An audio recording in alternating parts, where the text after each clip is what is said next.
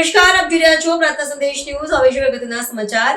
જંબુસર તાલુકાના કાવી police station વિસ્તારમાંથી માનવતાને શરમાવે એવી એક ચોંકાવનારી ઘટના સામે આવી છે. માત્ર 17 વર્ષની સગીર વયની દીકરીને ઘરેથી ભગાવી જઈને નરાધમે દુષ્કર્મ આચર્યું હોવાની ઘટના સામે આવતા સમગ્ર વિસ્તારમાં ભારે રોષ ફેલાયો છે.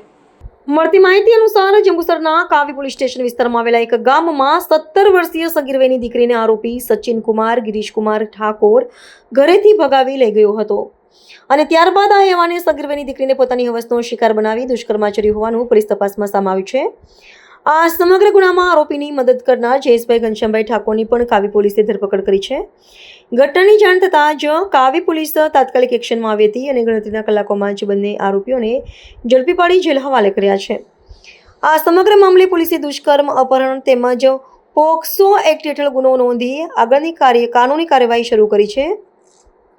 માત્ર 22 વર્ષીય આરોપી દ્વારા સગીર વયની દીકરી સાથે કરાયેલું આ અમાનવીય કૃત્ય સમગ્ર સમાજ માટે ચોંકાવનારું છે. હાલ કાવી પોલીસ સમગ્ર મામલે વધુ તપાસ હાથ ધરી રહી છે.